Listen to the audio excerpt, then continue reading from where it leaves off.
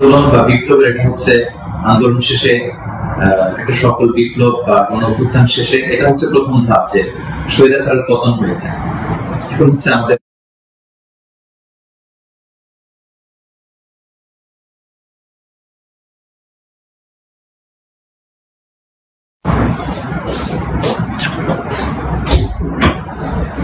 السلام عليكم ورحمة الله وبركاته نحمده ونصلي على رسوله الكريم أما بعد فأعوذ بالله من الشيطان الرجيم بسم الله الرحمن الرحيم إذا جاء نصر الله والفتح ورأيت الناس يدخلون في دين الله أفواجا فسبح بحمد ربك واستغفره إنه كان توابا صدق الله العظيم رب اشرح لي صدري ويسر لي أمري واحلل عقدة من لساني يفقهوا قولي আল্লাহ তাআলার শুকরিয়া আদায় করছি যে আল্লাহ তাআলা আমাদেরকে একটি গণ বিপ্লব শেষে একটি গণ অভ্যুত্থান শেষে একটি নতুন বাংলাদেশ দেখবার সুযোগ করে দিয়েছেন। আমরা করছি আলহামদুলিল্লাহ ওয়া শুকরিল্লাহ।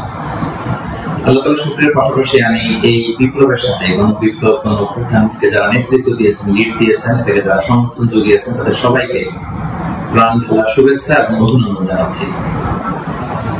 এই বিপ্লবকে বাস্তবায়ন করবার জন্য যারা নিজের দেহের তাজা রক্তটুকু দিয়ে শাহাদাত বরণ করেছেন, আমি শুরুতেই তাদেরকে গভীর শ্রদ্ধার সাথে স্মরণ করছি। তাদের রূহের মাগফিরাত কামনা করছি এবং শাহাদাতের সর্বোচ্চ মাকাম আল্লাহ সুবহানাহু ওয়া তাআলার কাছে আমি কামনা করছি। পাশাপাশি যারা আহত হয়েছেন তাদের সুস্থতা কামনা করছি এবং আমাদের তরুণ মুক্তিযোদ্ধা ভাইয়েরা যারা সামনে থেকে এই বিপ্লবকে লিড দিয়েছেন তাদেরকে আমার পক্ষ থেকে রইল প্রাণ ঢালা শুভেচ্ছা এবং অভিনন্দন।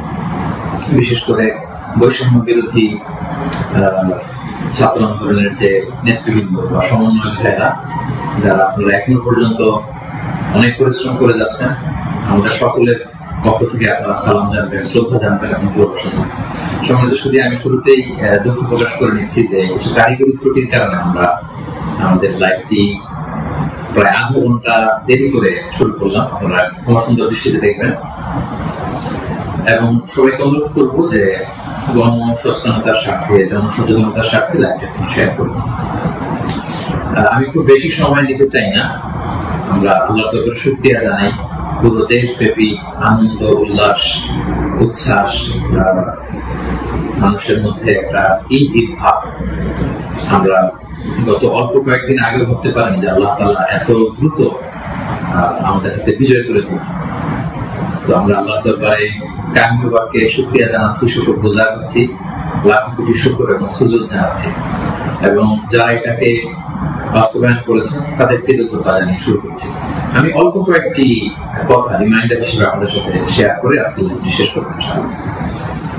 সমাজের সাথে প্রথম কথা হচ্ছে যে আমরা একটা সাময়িক বিজয় অর্জন করেছি, কিন্তু আমাদের সংকট কিন্তু কাটেনি, অন্ধকার কাটেনি। এখন আমরা গত রাতে কিছু ক্যাওটিক সিচুয়েশনের কথা শুনেছি বাংলাদেশে, আপনারা দেখেছেন অনেকে। আমি নিজেও খুব ক্লোজলি ফলো করছিলাম, সারা রাত ঘুমাতে পারিনি, ফজর করে আমি ঘুমিয়েছি। তো এজন্য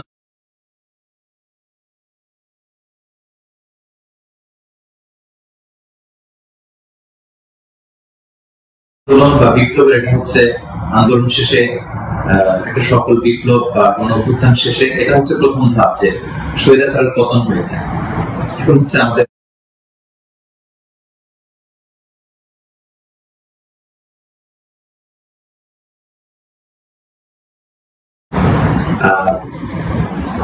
যদি দায়িত্বশীল অ্যাটিটিউড আমরা দেখাতে পারি তবে এই বিজয় কিন্তু আমাদের টেকসই হবে। অনেক ধরনের ষড়যন্ত্র আশেপাশে ঘুরপাক খাচ্ছে, দেশি বিদেশি। আমাদেরকে সজাগ থাকতে হবে, সচেতন থাকতে হবে। বিজয় উল্লাসে মেতে আমরা যেন আবার কোনো ভুল করে না বসি, বিপ্লবের পরে কোন প্রতি বিপ্লবকে যেন আমরা স্থান না দিই। এই হচ্ছে প্রথম রিমাইন্ডার আপনাদের প্রতি।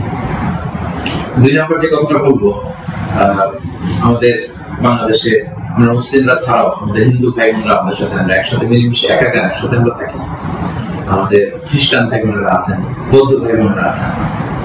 সংখ্যালঘুদের কোন উপাসনালয়ে যেন কেউ আক্রমণ করতে না পারে এটা খেয়াল করতে হবে। কিছু কিছু ঘটনা আমরা শুনেছি যে বিভিন্ন জায়গায় হিন্দুদের মন্দিরে আক্রমণ করা হচ্ছে, অগ্নিসংযোগ করা হচ্ছে। এটা কিন্তু অনেক বড় ধরনের একটা ষড়যন্ত্র। আমরা বছর দেড় আগে আমার মনে আছে যে কুমিল্লাতে নানুয়া দিঘির পারে হনুমানের পায়ের উপরে কোরআন দেখে কি তুলতালাম কাণ্ড হয়ে গেল। সো যারা ক্ষমতা ছেড়ে পালিয়েছে তারাই দেখা যাবে যে ভাড়াটে করা লোকজন দিয়ে সেখানে আগুন দিয়ে আল্লাহু আকবার স্লোগান দিবে, নারায়ে তাকবীর, আল্লাহু আকবার স্লোগান দিয়ে বোঝাতে চাইবে যে ইসলামপন্থীদের কাজ না, মাদ্রাসার ছাত্রদের কাজ না। সো এত কাঁচা কাজ যেন আমরা না করি, আমরা যেন তাদের এই ফাঁদে পা না দিয়ে আমরা যেন সচেতন থাকি। বিশেষ করে মাদ্রাসার ছাত্র ভাইদেরকে, আমরা কলিজার টুকরা মাদ্রাসা, আলিয়া মাদ্রাসা, কমি মাদ্রাসার ছাত্র ভাইদেরকে আমি বলবো, আপনারা আপনাদের নিজ নিজ থানা, গ্রামের, এলাকার হিন্দু মন্দিরগুলো নিজ দায়িত্বে পাহারা দেন, প্যাট্রোলিং করবেন, ভাগ করে করে সকালে বিকেলে কারা দায়িত্ব পালন করবেন। মাদ্রাসার শিক্ষক যারা আছেন তারা এটা দেখভাল করেন। সামনের এক দুই দিন খুবই গুরুত্বপূর্ণ। আমরা চাই না যে আমাদের বিজয়টা এভাবে নষ্ট হয়ে যায়। এই জাতীয় ষড়যন্ত্র যারা করছে তাদের ষড়যন্ত্রকে আপনারা নস্যাৎ করবে, সংঘবদ্ধ হবে। সো এটা আমাদেরকে খেয়াল রাখতে হবে। কিছু অগ্নিকাণ্ড বা বিচ্ছিন্ন ঘটনা যদি ঘটে, দেখা যাবে যে যারা এই বিজয়ে খুশি না তারা এটাকে ইন্টারন্যাশনালি তারা এটা প্রোপাগেট করবে। তারা বলবে যে Bangladesh is on terrorist attack, জঙ্গি অ্যাটাকে কবলে পড়েছে বাংলাদেশ, অনেক ন্যারেটিভ তারা করবে এবং এটা করতে তারা বড় করবে। সো আমরা এত সহজে এই বিজয়কে নষ্ট হতে দিব না। আমার 2 নম্বর রিমাইন্ডার হচ্ছে আমার প্রিয় বিপ্লবী ভাই এবং বোনদের প্রতি, বিশেষ করে মাদ্রাসার ছাত্র ভাইদের প্রতি, আপনারা খেয়াল করে সংখ্যালঘুদের কোন স্থাপনাতে, উপাসনালয়ে যাতে এই জাতীয় ঘটনা না ঘটে ক্লোজ অবজারভেশন করুন, পাহারা দিয়ে নিরাপত্তা দিন। এটা আমাদের দায়িত্ব। আমরা এবার যদি ভুল করে ফেলি তাহলে বাংলাদেশ ইসলাম অনেক পিছিয়ে যাবে। বাংলাদেশ সমৃদ্ধ বাংলাদেশ গড়ার স্বপ্ন এটা অনেক পিছিয়ে যাবে। 3 নম্বর যে কথাটি আমি শেয়ার করতে চাই সেটা হচ্ছে, আমরা প্রায় বলি যে ইতিহাসের সবচেয়ে বড় শিক্ষা হচ্ছে যে মানুষ ইতিহাস থেকে শিক্ষা নেয়। আমরা যেটা দেখলাম প্রায় 1.5 যুগ ধরে বা 1.5 দশক ধরে যে ক্ষমতাসীন দলটি ছিল, তারা যখন আজকে বিদায় নিল, বিদায় তো না, বেসিকলি তারা বাধ্য হয়ে ক্ষমতা ছেড়ে পলায়ন করেছে। তো তাদের বিদায়টা আসলে কেমন হলো যদি আমরা একটু বিশ্লেষণ করি, অ্যানালাইসিস করি, যে আপনার ক্ষমতার দাপটে বাকি মহিষে এক ঘাটে পানি খেতে এরকম অবস্থা। এসএসএফ আপনাকে সিকিউরিটি দিতে হবে, আপনার সামনে বহর, পেছনে বহর, কত সিকিউরিটি, কত ন্যাশনাল প্রোটোকলের ব্যবস্থা আপনি করেছেন। কিন্তু আজকের বিদায়টা আপনার কেমন হয়েছে? পুরো দেশব্যাপী গণধিক্কার, ঘৃণা, বদয়া ছাড়া কিছু আপনি শিখতে পারেননি। এ থেকে আমাদের রাজনীতিবিদদের, আমাদের সকলের শিক্ষা গ্রহণ করা উচিত। আপনার বিদায় কেউ কাঁদেনি, কেউ কোনো সংবর্ধনা দেয়নি, সহমর্মিতা জানায়নি, বরং আপনার অস্তিত্ব ছিল হুমকির মুখে। আল্লাহ তাআলা বলেন যে আমি হচ্ছি ক্ষমতার মালিক, আমি যাকে চাই। কুলিল্লাহুম্মা মালিকাল মুলক তুতিল মুলকা মান তাশা ওয়া তানজিউল মুলকা মিম্মান তাশা ওয়া তুইজ্জু মান তাশা ওয়া তুযিল্লু মান তাশা বিয়াদিকাল খায়র ইন্নাকা আলা কুল্লি শাইইন কাদির। আল্লাহ তাআলা হচ্ছেন ক্ষমতার মালিক, যাকে চান ক্ষমতার চেয়ার বসান, যাকে চান সেখান থেকে টেনে হিঁচড়ে ক্ষমতার চেয়ার থেকে তিনি নামান। তিনি যাকে চান সম্মান দেন, যাকে চান তিনি অপদস্থ করেন, লাঞ্ছিত করেন। তার জলজান্ত প্রমাণ আমরা গতকাল কিন্তু দেখেছি। এবং তিনি হচ্ছেন ফাআলুল লিমা ইউরিদ, তিনি যখন যা চান তাই করতে পারেন। এর জন্য তাকে কারোর কাছে জবাবদিহি করতে হয় না, রিপোর্টিং করতে হয় না।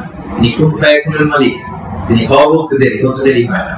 তিনি পাহাড়কে দরিয়া করেন, দরিয়াকে পাহাড় করেন। তিনি সম্মানিতকে অপদস্থ করেন। তিনি সমাজের লাঞ্ছিত, অপমানিত লোকটাকে সম্মানের চেয়ারে বসিয়ে দিতে পারেন। তিনি হচ্ছেন আল্লাহ সুবহানাহু ওয়া তাআলা। মনে রাখতে হবে তিনি ক্ষমতার মালিক। আমরা যেন একটা ভুলে না যাই, ক্ষমতার চেয়ার পেলে আমরা যেন ভুলে না যাই যে আমি ক্ষণিকের জন্য এসেছি। সামনে যারা ইন্টারিম গভর্নমেন্টাল লিড দিবেন, 3 মাস 6 মাস পরে জাতীয় ইলেকশনের পরে যখন আমাদের নতুন সরকার আসবে, তারা যখন ক্ষমতার চেয়ারে বসবেন, নিজেকে এই রিমাইন্ড যেন আমরা দিই, আমরা যেদিন বিদায় নিব, যেদিন ক্ষমতায় থাকবো, সেদিন আমি আমাকে কেমন যেতে চাই, সেই হিসাবটুকু করে যোগ বিয়োগ দিয়ে যেন আমরা ক্ষমতায় থাকাকালীন সময় আমাদের অ্যাক্টিভিটিস গুলো পরিচালনা করি। সো এই ইতিহাস থেকে আমরা বারবার শিক্ষা নিতে ভুল করি, হোঁচট খাই, আমরা যেন এটা না করি। আমি আমাদের জাতীয় নেতৃবৃন্দদেরকে বলবো, যারা আসন্ন নির্বাচনে নির্বাচিত হয়ে আসবেন, বাংলাদেশকে নেতৃত্ব দিবেন, নতুন প্রজন্মের বা পুরাতন অভিজ্ঞদের মধ্যে যারা মিলে সরকার গঠন হবে সামনের ইলেকশন শেষে, আপনারা মেহেরবানি করে এই শিক্ষাটুকু আপনারা নিবেন। এবং বাংলাদেশে এটা তো আমরা দেখে এসেছি ছোটবেলা থেকেই, একদল ক্ষমতা চাইলে অন্য দলের লোকেরা তাদের উপর কিভাবে আক্রমণ করে যেদিন তারা ক্ষমতা থেকে যায়।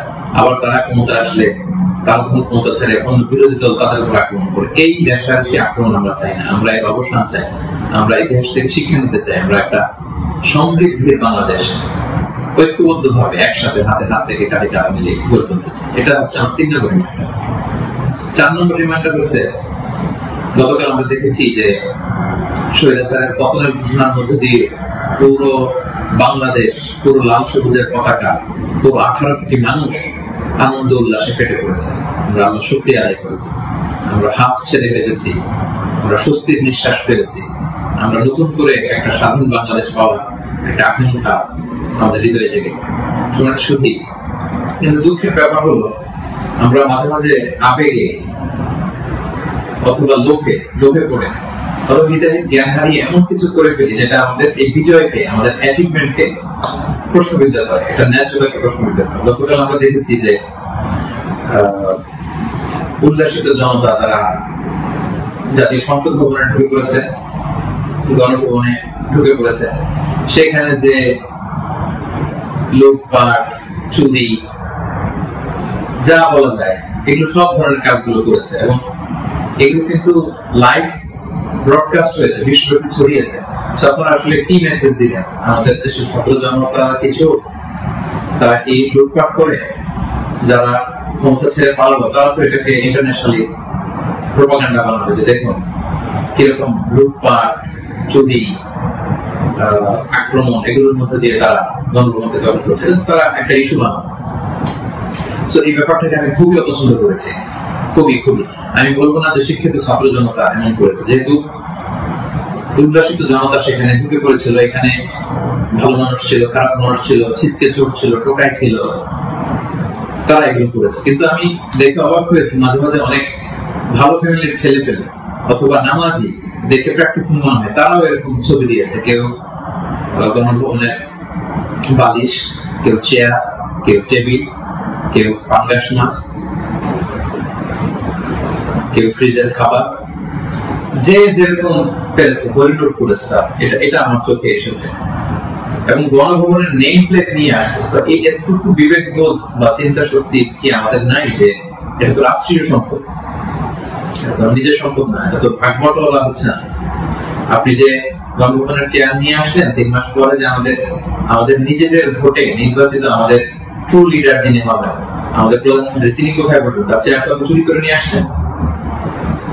তিনি থাকবেন কোথায়? তার বালিশটা আপনি নিয়ে আসছেন। একটা বালিশ নিয়ে এসে, একটা হাঁস নিয়ে এসে, একটা কম্বল নিয়ে এসে আপনি আসলে কতটুকু লাভ করতে পারলেন? কিন্তু গোটা বিশ্বকে আপনি একটা নেগেটিভ মেসেজ দিলেন এবং আমাদের এই বিজয়কে আপনারা প্রশ্নবিদ্ধ করলেন। এটা অনেক বড় ভুল আপনারা করেছেন, সম্মানিত ভাই যারা এটা আপনারা করেছেন। আমরা পৃথিবীর বিভিন্ন জাতি গোষ্ঠীর মধ্যে থেকে তাদের অনেক ভালো গুণ দেখি, এগুলোকে আমরা নিতে পারি না। মানুষ তো নিজেদেরকে ভালো জিনিস দেখে দেখে সেগুলো অ্যাডপ্ট করে করে মানুষ নিজেকে সুন্দর করে, পলিশ করে। আমরা জাপানিজদেরকে দেখেছি তারা কত ভদ্র পরিচ্ছন্ন। অলিম্পিকে তারা খেলা দেখতে যে স্টেডিয়ামের মধ্যে দর্শকেরা যখন খাবারের প্যাকেট, চিপস, পানির বোতল, টিস্যু ফেলে দিয়েছিল, তারা অন্যান্য দর্শকদের মতো স্টেডিয়াম ছেড়ে চলে যায়। খেলা দেখা শেষে তারা নিজেরা সব ময়লাগুলো, গার্বেজ গুলো পরিষ্কার করে তারপর ক্লিন করে সেই দর্শক গ্যালারি তারা ছেড়েছে। গোটা বিশ্বে তারা প্রশংসিত হয়েছে। এই যে তারা একটা মেসেজ দিল গোটা বিশ্ববাসীকে যে আমরা সিভিলাইজড, আমরা পরিচ্ছন্ন। আমরা আমাদের গতকালের বিজয় উদযাপন করতে যে কি এটা করতে পেরেছি? এই যে আমাদের মধ্যে অধৈর্য, অস্থিরতা, এই যে সাময়িক বেনিফিটের হওয়ার যে মানসিকতা, এইটা যদি আমরা ঠিক করতে না পারি, এই গণবিপ্লবে, গণ উত্থানে নতুন সরকার কিচ্ছু আসা যাবে না প্রিয় ভাইরা। মানে I'm telling you the truth, I'm telling you the reality, এটা আপনাদের মনে রাখতে হবে। বাস্তবতা হচ্ছে আমরা যেমন, আমাদের নেতারাও তেমন। আমরা গতকাল হরিলুট করেছি, আমাদের নেতারাও হরিলুট করেছে। আমরাও চুরি করেছি, তারাও চুরি করতে। আমরা আসলে সুযোগের অভাবে সব বাস্তবতা যেটা, কথাগুলো এই মুহূর্তে বিজয়ের মুহূর্তে তিক্ত হলেও আমাকে ইসলামিক পয়েন্ট অফ ভিউ থেকে এই রিমাইন্ডার গুলো আমাকে বলতে হচ্ছে। I am sorry for that. তারা পদ্মা সেতুতে দুর্নীতির সুযোগ পেয়েছে, ওই লুট করেছে। তারা দেশের বড় বড় মেগা প্রজেক্টে লুট করেছে, আর আপনি ছোট্ট জিনিস লুট করার সুযোগ পেয়েছেন, ওইটা করেছেন, কোনো পার্থক্য নাই। তারা করেছে বড় বড় হরি লুট, আপনারা করেছেন ছোট ছোট চুরি লুট। এই তো পার্থক্য আমাদের এতটুকুই। এই জিনিসটা আমাদেরকে বুঝতে হবে যে এগুলো রাষ্ট্রীয় সম্পদ। সেখান থেকে একটা সুতা কেন আমরা টাচ করবো? আপনারা গণভবন ঘেরাও করেছেন, ভেতরে যে উল্লাস করবো তাকবীর দিন, এমন দেশকে কোথাও খুঁজে পাবে না তুমি। সকল দেশের রানী সেজে আমার জন্মভূমি, গলা ছেড়ে দিয়ে সবাই মিলে কোরআন গান করতে, ওটা বিশ্ব দেখতে আমরা কত সিভিলাইজ, আমরা কত সভ্য। সেটা না করে আপনারা ভাঙচুরের মতো কাজ, লুটপাটের মতো কাজ আমরা করে ফেলছি। আমি বলবো না যে সবাই বুঝে করেছেন, অনেকে রাগ থেকে, ক্ষোভ থেকে, ঘৃণা থেকে এটা করেছেন, কিন্তু কাজটা ভুল করেছেন। প্রথম যেটা করতে হবে, আপনাদেরকে আল্লাহর কাছে ক্ষমা চাইতে হবে, আল্লাহর কাছে ক্ষমা চান। দ্বিতীয়ত এগুলো ফেরত দিয়ে আসতে হবে। আমাদের ছাত্র বন্ধুরা এগুলো কালেকশন করছে, এবং ছাত্র ভাইদেরকে আমি বলবো যারা এগুলো আবার রিটার্ন দিতে আসবে তাদেরকে যেন আমরা ব্লেম না করি, পড়াশোনা না করি, তারা তাদের রিয়েলাইজেশন থেকে নিয়ে আসছে, এগুলো তারা রিসিভ করুন। কারণ এগুলো রাষ্ট্রীয় সম্পদ, নতুন গভর্নমেন্ট আসলে আবার নতুন করে রাষ্ট্রীয় অর্থ ব্যয় করে এগুলো আমাদেরকে আবার মেরামত করতে হবে, ঠিক করতে হবে সঙ্গে সঙ্গে। এবং একজন মুমিন এই কাজ কখনো করতে পারে না, একজন বিশ্বাসীর সাথে এই ধরনের মাইন্ডসেট অ্যাটিটিউড যায় না। প্রিয় ভাই বোনেরা, ছোট একটা হাদিস বলে পয়েন্ট আমি শেষ করছি। খাইবারের যুদ্ধ থেকে রাসূল সাল্লাল্লাহু আলাইহি ওয়াসাল্লাম সাহাবাদেরকে নিয়ে ফিরছিলেন বিজয়ী হয়ে। আপনাদের মনে থাকবে কথা, ইহুদিদের বিরুদ্ধে এই যুদ্ধ হয়েছিল, সপ্তম হিজরির ঘটনা। ফেরার পথে রাসূল সাল্লাল্লাহু আলাইহি ওয়াসাল্লাম একদিন খাদেম রাসূল সাল্লাল্লাহু আলাইহি ওয়াসাল্লাম উটের হাওদাস ঠিক করছিল, এমন সময় একটা বিক্ষিপ্ত তীর এসে তার গায়ে লেগে সে সেখানে মারা যায়। সাহাবারা তার জন্য দোয়া করলো, তারা বলল কি খুশ নসিব তার, যুদ্ধ থেকে ফিরে আসার পথে মুজাহিদ শহীদ হয়েছে, জান্নাতের নীল পাখি হয়ে সে ঘুরবে। রাসূল সাল্লাল্লাহু আলাইহি ওয়াসাল্লাম বললেন, না তোমরা এই মন্তব্য করো না, তোমরা জানো না আমার এই দাস সে সুযোগ পেয়ে রাষ্ট্রীয় সম্পদের অর্থাৎ গনিমতের যেটা পেয়েছিল ভাগ বটলার আগে সে লোকচক্ষুর আড়ালে একটি চাদর চুরি করেছিল, এবং এই জাহান্নামের এই চাদর তার গা পেঁচিয়ে তার শরীরকে জ্বালিয়ে ফেলবে, তাকে দগ্ধ করবে।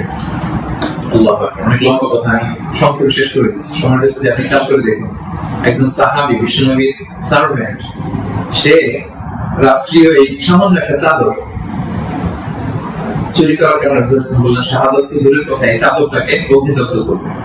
তো আপনার কি ভয় হয় না? আপনি যে গণভবন থেকে বালিশ নিয়ে আসলেন, চাদর নিয়ে আসলেন, ওখানকার টিভি নিয়ে আসলেন, ওখানকার জিনিসপত্র যে আপনি কাঁধে করে নিয়ে আসলেন, ফুলের টব এটা সেটা ভেঙে যে নিয়ে আসলেন, এগুলো যে আগুনের লেলিহান শিখে হয়ে আপনাকে জ্বালাবে, আপনার কি ভয় হয় না?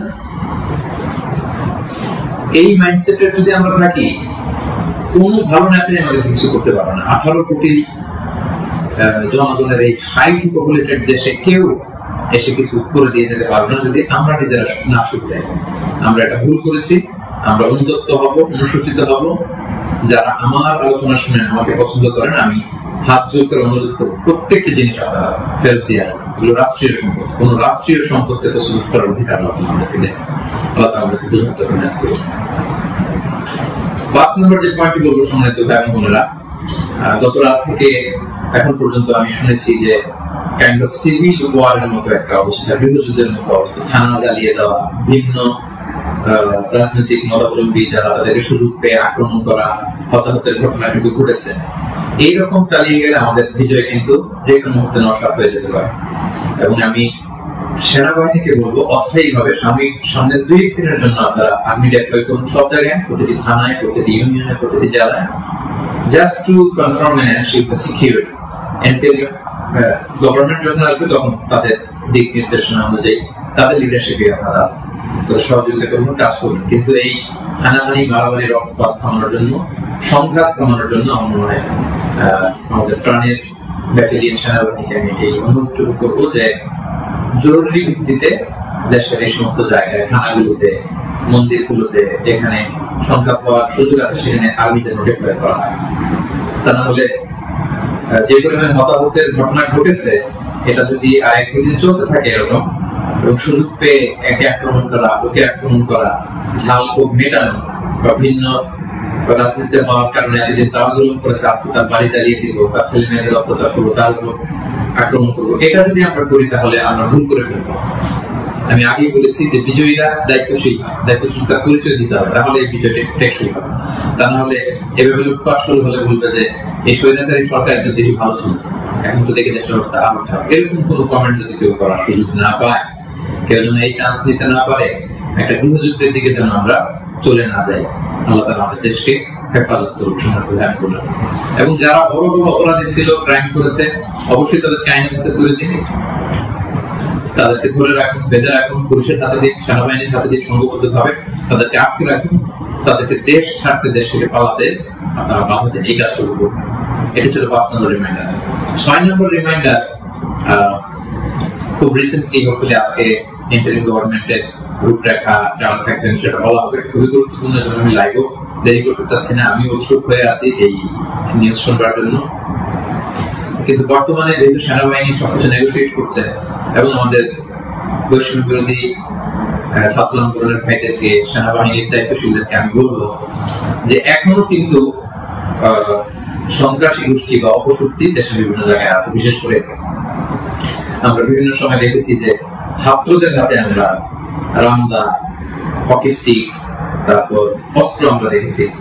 বিভিন্ন সময় আমরা ছাত্রলীগের ছাত্রদের হাতে আমি দেখেছি যে তারা সাধারণ ছাত্রদেরকে আক্রমণ করতে একটা সারাশি অভিযান চালিয়ে গোটা দেশে ছাত্রলীগের যত সন্ত্রাসী আছে তাদের হাত থেকে এই অস্ত্রগুলো সিজ করতে হবে। শুধু ছাত্রলীগই না, এটা উদাহরণ হিসেবে বললাম, যত ছাত্র সংগঠন আছে কারো হাতে যদি আগ্নেয়াস্ত্র, অস্ত্র এগুলো পাওয়া যায়, খুব জরুরি ভিত্তিতে এগুলো পুরো দেশে সারাশি অভিযান চালিয়ে এগুলো সিজ করতে হবে। কোনো ছাত্রের হাতে, কোনো সিভিলিয়ানের হাতে কোনো গান, কোনো রামদা এগুলো যেন আমরা কখনো না দেখি। ছাত্ররা রামদা নিয়ে ক্যাম্পাসে দাপট দেখাবে, এই দৃশ্য আমরা যেন বাংলাদেশে না দেখি। এরকম একটি পরিবেশ যেন আমরা তৈরি করতে পারি। আমি সেনাবাহিনীর কাছে অনুরোধ জানাবো, আমি সামনে যে ইন্টারিম গভর্নমেন্ট হবে তাদের কাছে অনুরোধ জানাবো, বৈষম্য বিরোধী ছাত্র আন্দোলনের ভাইদেরকে এই বিষয়ে গুরুত্ব দেওয়ার জন্য অনুরোধ জানাবো। কারণ আমি বিভিন্ন ভাবে আমাদের কিছু সোর্স আছে, আমরা জেলায় জেলায়, থানায় থানায় এরকম হতাহতের ঘটনা শুনেছি। সেগুলো আমাদেরকে নিয়ন্ত্রণ করতে হবে। সবশেষে সম্মানিত ভাই বোনেরা, আমি এই কথা বলে শেষ করতে চাই যে আমাদের ধৈর্যের পরিচয় দিতে হবে, আমাদেরকে শান্তি শৃঙ্খলা রক্ষার সর্বোচ্চ চেষ্টা করতে হবে। প্রতিহিংসার রাজনীতি আমরা বাংলাদেশে আর দেখতে চাই না, আমরা হানাহানি মারামারি এটা দেখতে চাই না। আমরা জাতি, ধর্ম, বর্ণ নির্বিশেষে আমরা যেন সবার প্রতি মানবিক হতে পারি, আমরা সেটা চাই। আমরা চাই মেরিটোক্রেসির ভিত্তিতে আমাদের দেশ চলবে। দেশের যতটি চাকরি দেওয়া হবে, পদায়ন হবে, যারা সচিব হবে, যারা বিসিএস ক্যাডার হবে, যারা সরকারি আমলা হবেন, প্রতিটা চাকরি যেন মেধা ভিত্তিতে হবে। Meritocracy should be the national policy of Bangladesh, our new Bangladesh, our new independent Bangladesh. আমি দায়িত্বশীলদের কাছে অনুরোধ করছি, আমাদের ন্যাশনাল কয়েকটা পলিসি থাকা দরকার। সিঙ্গাপুরের 3-4টা জাতীয় পলিসির মধ্যে একটা হচ্ছে মেরিটোক্রেসি। রাষ্ট্রীয় ভাবে যেন ঘোষণা দেওয়া হয় যে মেরিটোক্রেসির ভিত্তিতে আমাদের বাংলাদেশ চলবে। আমাদের বিচার বিভাগ সম্পূর্ণ স্বাধীনভাবে এখানে কেউ হস্তক্ষেপ করতে পারবে না। কোন চাঁদাবাজি আমাদের বাংলাদেশে চলবে না, কোন ঘুষ বাংলাদেশে চলবে না। একটা সমৃদ্ধির বাংলাদেশ আমরা যেটা স্বপ্ন দেখি, আমরা যে স্বাধীন বাংলাদেশের স্বপ্ন দেখি, আমরা যেন একসাথে সেটা করতে পারি। Together we rebuild hour nation again ইনশাআল্লাহ। সো সম্মানিত সুধী, আমি এই আহ্বান জানিয়ে শেষ করব, কেউ আইন শৃঙ্খলা অবনতি ঘটাবেন না, সংঘাতে জড়াবেন না, আইন নিজের হাতে তুলে নেবেন না। সংখ্যালঘু ভাইদের দিকে দৃষ্টি রাখুন, কারণ এইটাকে তারা টার্গেট করে একটা প্রতি বিপ্লব, দেশে একটা ক্যাওটিক সিচুয়েশন তৈরি করবে। এবং পুলিশ বাহিনী, সেনাবাহিনী, বিমান বাহিনী, র্যাব, আনসার, বিডিআর, প্রত্যেকটি বাহিনীকে আমি বলবো যে আপনাদের কাছে অনেক বড় দায়িত্ব। দেশের শান্তি, শৃঙ্খলা, সিকিউরিটি, নিরাপত্তা নিশ্চিত করে এগুলো আপনাদের দায়িত্ব। আসুন আমরা সবাই হাতে হাত রেখে, কাঁধে কাঁধ মিলে আমাদের নতুন বাংলাদেশ গড়ে তুলি। এর সামনের 1-2 দিন খুবই ক্রুশাল। আপনারা কেউই অস্থির, অধৈর্য হয়ে রাগে বসে বিভিন্ন থানা জ্বালিয়ে দেওয়া হচ্ছে, আমি শুনছি সাধারণ পুলিশদের উপর আক্রমণ করা হচ্ছে। পুলিশরা খুব অল্প বেতনের চাকরি করে, তারা আমাদেরকে নিরাপত্তা দেয়। তো তারা উপরের অর্ডারে এতদিন এগুলো করেছে, তাই বলে আপনি পুলিশের উপরে আক্রমণ করতে পারেন না। আপনার দলের বিরোধী বলে আপনি তাদেরকে আক্রমণ করতে পারেন না। সুযোগ পেয়ে আপনি এই অন্যায় ভাবে এটার ব্যবহার আপনি করতে পারেন না। আমরা যেন সুশৃঙ্খল থাকি, আমরা যেন দায়িত্বশীলতা পরিস্থিতি সম্মানিত সুধী, একটা মানবিক বাংলাদেশ, একটা সাম্যে পরিপূর্ণ, একটা সমৃদ্ধ বাংলাদেশ আমরা দেখতে চাই। অনেকেই আমাকে ব্যক্তিগতভাবে মেসেজ করেছেন, কল করেছেন, সবাইকে শুকরিয়া জানতে চেয়েছেন যে শাইখ আপনি কবে আসবেন। আমি আপনাদেরকে এতটুকু নিশ্চিত করছি যে আমি শীঘ্রই বাংলাদেশে আসছি ইনশাআল্লাহ। স্বাধীন বাংলাদেশে আপনাদের সবার সাথে আবারও পুনরায় সাক্ষাতের আকাঙ্ক্ষা এবং অপেক্ষায় আমি রইলাম। সাম্য, মানবিক মর্যাদা এবং সামাজিক সুবিধা প্রতিষ্ঠিত করে আমরা যেন একটা সমৃদ্ধ বাংলাদেশ সবাই করে তুলতে পারি, সেই প্রত্যাশায় আজকে এই সংক্ষিপ্ত লাইভ সেশনটি এখানে শেষ করছি।